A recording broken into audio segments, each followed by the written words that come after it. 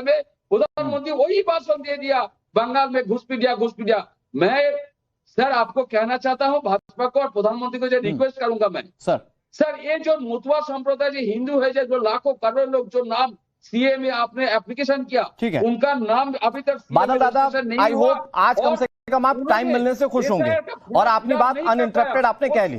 शिवम भाई आपको जवाब देना चाह रहे हैं, मैं एक छोटी सी चीज पूछना चाह रहा हूं। बादल दादा एक छोटी सी चीज पूछना चाह रहा हूं, सुनिए ना मेरी बात। आपने अपनी बात कह ली, पहला तो पॉइंट नंबर 1 कि भाई सरकार ने इस बात के आंकड़े रखे कि किस स्टेट में या किस बॉर्डर पर सबसे ज्यादा इन्फिल्ट्रेशन हो रही है। बांग्लादेश बॉर्डर से भारत के अंदर इन्फिल्ट्रेशन हो रही है, जहां पर सबसे ज्यादा लोग गिरफ्तार किए गए। ये सदन के अंदर, संसद के अंदर इस कार्यवाही के दौरान ये आंकड़ा रखा गया।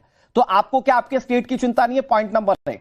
दूसरा मेरा सवाल यह है कि आप कहते हैं कि एसआईआर के दौरान और फलाने ढिमकाने के दौरान, मैं कहता हूं सर आपको एसआईआर और बाकी चीजों पर क्यों पढ़ना है? मैं कह रहा हूं कि आज के समय में जब एसआईआर की प्रक्रिया शुरू होती है तो बांग्लादेश का हकीमपुर चौक, जहां पर लाइन लग जाती है बांग्लादेशियों की, वो आपको क्यों नहीं दिखता सर? आप इस पर चिंता कभी जाहिर क्यों नहीं करते? बंगाल के अंदर गो बैक घुसपैठिया बांग्लादेश, ये पोस्टर्स क्यों नहीं लगते सर? अनुराग जी, सारे देश के लोग ये जो आप डिबेट करते हैं ना, सब समझते हैं। हाँ, आप जो बोलते हैं वो भी सब समझते हैं। किसको बचाने की कोशिश कर रहे हैं? बीएसएफ को जो पार्लियामेंट में जो परमिशन मिला, वो उनका बॉर्डर से 50 किलोमीटर तक अंदर आ सकता है। हाँ, लेकिन अंदर आ रहा है और जा भी रहा है। लेकिन आप सवाल का आंसर लेना चाहते हैं ममता दीदी से। नहीं सर, लेकिन इसका सवाल का आई एम सॉरी टू से आई एम इंटरप्टिंग सर। मैं कह रहा हूं चलिए ठीक है, ये शिवम त्यागी जवाब दे देंगे। मैं इसके बाद जस्ट मैं शिवम त्यागी के पास ही जाऊंगा। बहुत अच्छा बोलते हैं, आपको जवाब देंगे फैक्चुअली। बादल दादा, मैं कह रहा हूं बीएसएफ क्या कर रही है, सरकार क्या कर रही है, वो सब उनके हाथ में छोड़िए। मैं कह रहा हूं आपके हाथ में गो बैक घुसपैठिया का पोस्टर लगाना है कि नहीं है? तो आप पश्चिम बंगाल में गो बैक घुसपैठिया के पोस्टर क्यों नहीं लगाते? बिल्कुल सर, उसका भी आंसर दूंगा और 10 सेकंड में टाइम आ रहा हूं निखिल भाई, आ रहा हूं। जीएसटी का पैसा, जीएसटी का 1,94,000 करोड़ रुपया ड्यू है। 100 दिनों का काम का पैसा नहीं दे रहा है, जीएसटी का पैसा नहीं दे रहा है, आवास योजना का पैसा नहीं दे रहा है। अरे सर, ये पैसा नहीं दे रहे, आप संसद में मांग करते हैं, आप हर प्लेटफॉर्म पर उठाते हैं, कोई दिक्कत नहीं है सर। मैं कह रहा हूं सरकार आपका पैसा दे दे। मैं कह रहा हूं घुसपैठियों पर क्यों नहीं बोलते? घुसपैठियों पर क्यों नहीं बोलते? बीजेपी तो खुलकर कहती है आपका वोट बैंक है, आपकी हिम्मत नहीं है बोलने की। क्यों नहीं? तो बोलिए ना साहब कि गो बैक घुसपैठिया के पोस्टर हम लगाएंगे, गो बैक मोदी के बजाय। बंगाल के लिए क्या किया? ठीक है, ओके, खुद कह दीजिए आप बंगाल के लिए क्या किया? गो बैक घुसपैठिया नहीं बोलेंगे। 1,94,000 करोड़ किया। ओके बादल दादा, ओके, बीजेपी सारे जवाब देगी अब आपको। शिवम भाई जवाब देंगे। ओके, अच्छा, ओके दादा, आ रहा हूँ। बादल जी आज जहां पर जाएंगे, बादल जी बोलेंगे जंगल राज चल रहा है, और जहां पर भाजपा का गवर्नमेंट है वहां पर उनका बादल जी और सारे विरोधी का जो गवर्नमेंट है वहां पर सब जंगल राज चल रहा है। बिहार में जंगल राज था, सपा का जंगल राज था, आपका जंगल राज था। बादल दादा हो गया बस, ठीक है। वो कह रहे हैं बस बरसना बंद कीजिए, हो गया बादल दादा, ठीक है, ओके। बादल जी मेरे तो आप जवाब तो ले लीजिए, सुनिए ना। हाँ, बादल जी, मेरा आपसे निवेदन है, आपको टीवी पे बरसने की जरूरत नहीं है। इस समय दिल्ली और उसके आसपास की जगहों में बरसने की जरूरत बहुत ज्यादा है। यहाँ बरसिए, अगर बरसना है तो थोड़ा बेहतर हो जाएगा, राहत मिलेगी जनता को। टीवी पे क्यों बरसना है? अब पॉइंट पर अच्छा, आप मुझे एक चीज बताइए, क्यों गो बैक घुसपैठिया का नारा नहीं लगा सकते? आपने पूछा, बिल्कुल नहीं लगा सकते भाई, वोट कम हो जाएंगे इनके। कैसे गो बैक घुसपैठिया का नारा लगा देंगे? तो उल्टा उनको प्रेम से बुलाएंगे। ममता बनर्जी का ऑन रिकॉर्ड स्टेटमेंट है, ये कहते हुए कि अगर कोई तुम्हारा वोट काटने आए महिलाओं को एड्रेस करते हुए, तो आपकी किचन में जो आपके पास इस्तेमाल करने के लिए चीजें हैं उनको हथियार बना लीजिए। मैं डिटेंशन सेंटर नहीं बनने दूंगी।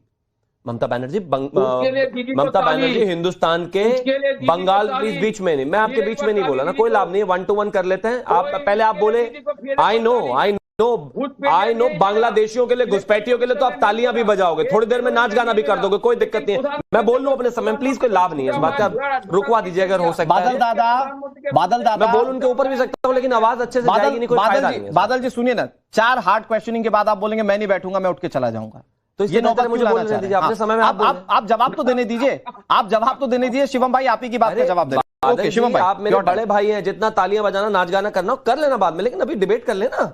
तो बहुत सीधी बात है, जब ममता बनर्जी ये कहें कि घुसपैठियों कोई खास तौर पे समर्थन में आते हुए कि मैं डिटेंशन कैंप नहीं बनने दूंगी, मैं यहां पर अगर कोई आएगा आपके वोट काटने के लिए या किसी के गलत आदमी का वोट कटेगा तो आप उसको किचन का जो हथियार है उसी से उस पर हमला करना, और ये तमाम चीजें जब आप इस तरह की बातें करेंगे, जब आप ये तमाम चीजें करेंगे तो जाहिर है आप इस बात को साफ स्टैब्लिश कर रहे हैं कि आप नहीं चाहते कि घुसपैठिया जाए। क्यों नहीं हो सकती उसके बारे में बात? अभी बंगाल में जो स्थितियां हैं, कुल मिलाकर 58,20,898 वोट कटे हैं, और इसके अलावा 1,20,00,000 जो हैं वो लोग मतलब लॉजिकल रीजनिंग में फंसे हुए हैं, वो फ्लैग्ड है, उनको लेकर भी आगे चीजें क्लैरिटी के साथ आएंगी कि कितने उनमें जेन्युइन है, कितने नहीं है। किसी लेकिन सर बार-बार सवाल पूछते हैं, आप बताइए एसआईआर की प्रक्रिया में रोहिंग्या कितने पकड़े गए? मैं कहता हूं ना, करने दीजिए सारा, इतनी क्या जल्दी है? पहले इस देश में सभी राज्यों में एसआईआर होने तो दीजिए। जब निकलकर एक तरफ बाहर आ जाएगा सारा रोहिंग्याओं का नंबर, सारे घुसपैठियों का नंबर, सारा बाहरियों का नंबर, तो उनको डिपोर्ट भी करेंगे, डिटेक्ट भी करेंगे, डिलीट भी करेंगे। अभी डिलीट कर रहे हैं, डिटेक्ट कर रहे हैं, फिर डिपोर्ट भी करेंगे उनको। जैसे दिल्ली की खास तौर पर अभी मैं बात करूं तो अभी जो है नवंबर में ही 120 को उठाकर डिटेंशन कैंप में डाला। ऐसे ही जब यहां पर प्रक्रिया पूरी हो जाएगी, 12 राज्यों और यूनियन टेरिटरीज में पूरी हो जाएगी, उसके बाद एक कलेक्टिव नंबर निकल कर आएगा। और इससे भी इंपॉर्टेंट, आप देख रहे हैं ना किस तरीके से लाखों लाख लोग जो है रातों रात खाली करके जा रहे हैं गांव के गांव, जहां 2.5 लाख वोटर आईडीज और आधार कार्ड है, वहां पर जब एसआईआर के अधिकारी गए तो 20,000 लोग भी नहीं मिले पूरे। ओके, बादल दादा सुनिए ना, मेरी बात सुनिए, आप अपनी बात कहिएगा। बादल दादा, मैं कह रहा हूं कि घुसपैठियों से प्यार कैसा? भाई निकालने की बात कहिए ना, आप बोलते मैं डिटेंशन सेंटर नहीं बनने दूंगी। भाई जो आकर घुसकर बैठ गया है, जो आप जीएसटी का पैसा मांग रहे हैं, और अगर केंद्र सरकार आपको जीएसटी का पैसा दे देगी, आप घुसपैठियों पर खर्च करें, मुझे नहीं लगता कि देश की जनता ये चाहती है। आप घुसपैठ पर कितना बोलते हैं सर? सुनिए 2 second sir, please. Shivam, Gujarat में 73 लाख एसआईआर में नाम कटा गया है, 73 लाख, 73 लाख, और बंगाल में जो 58 लाख है वो भी कम हो जाए, कल से हियरिंग शुरू हो रहा है, हो जाएगा। लेकिन सबसे बड़ा बात है भैया, मैं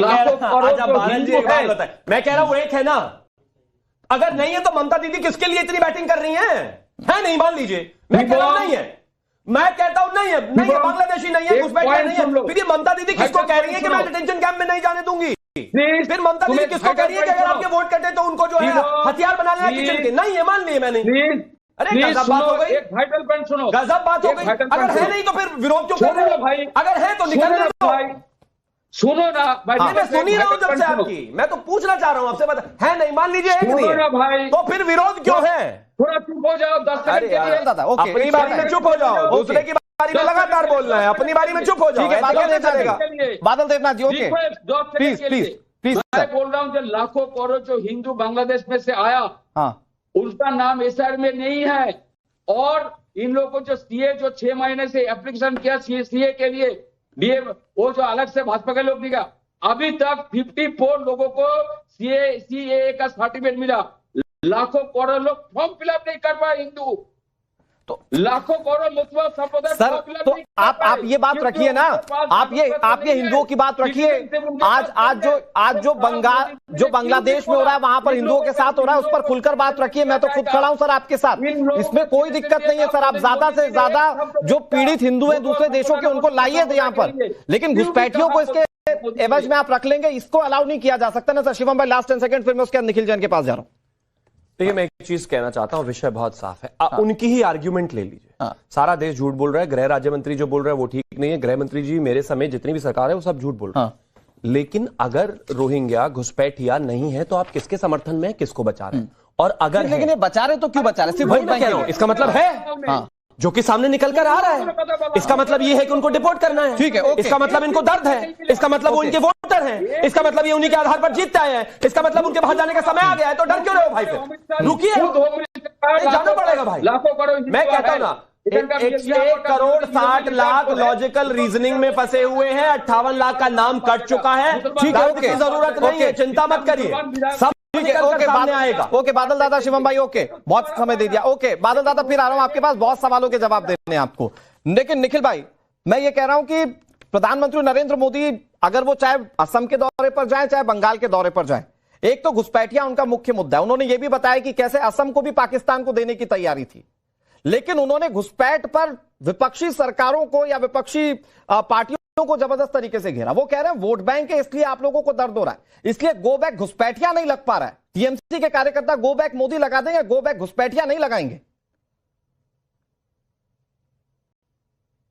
निखिल भाई आप शायद म्यूट, एक बार जरा चेक कीजिएगा। माफ कीजिएगा, मैं कह रहा हूँ गो बैक का इतिहास तो इस देश में बहुत पुराना है, लगभग 100 साल पुराना है। जब गो बैक साइमन के नारे लगाए थे कांग्रेसियों ने और देश की जनता ने, लेकिन उस समय जो प्रधानमंत्री के आइडियोलॉजिकल पेरेंट्स थे, आरएसएस थे, हिंदू महासभा थे, उन लोग को तो याद नहीं आए गो बैक के नारे। खैर मैं इस पे हिस्ट्री पे ज्यादा नहीं जाना चाहूंगा, प्रधानमंत्री तो बातें करेंगे। निखिल भाई थोड़ा सा आप मुझे इंटरजेक्ट नहीं कर सकते। शिवम भाई आते ही कोई भी भाषण दें, आप उन्हें इंटरजेक्ट नहीं। निखिल भाई सुनिए ना, एक छोटी सी बात कह रहा हूँ। साइमन में आरएसएस का कोई रोल नहीं। निखिल भाई छोटी सी बात कह रहा हूँ, गो बैक साइमन तो हमने अंग्रेजों और फिरंगियों के लिए लगाया था, आप देश के प्रधानमंत्री के लिए क्यों लगा रहे हैं, मैं ये कह रहा हूँ। चलिए मैं बता देता हूँ क्यों लगा रहे हैं लोग गो बैक मोदी के नारे लगाएंगे फिरंगियों के लिए, तो कुछ इनके तो पार्टी के बड़े नेता वापस चले जाएंगे तो बड़ी दिक्कत हो जाएगी। ओके शिवम जी, ये तो निकल जाए। ओके निकल जाए। शिवम भाई मैंने इंटरजेक्ट नहीं करा था, शिवम भाई नहीं करा था। देखिए गो बैक मोदी के कोई नारे लगाए, गो बैक राहुल गांधी के लगाए, गो बैक ममता के लगाए, ये लोगों का लोकतांत्रिक अधिकार है। सत्ता को काले झंडे दिखाने का रिवाज इस देश में अंग्रेजों के समय से रहा है, अंग्रेजों के बाद भी रहा है, और किसी भी लोकतांत्रिक नेता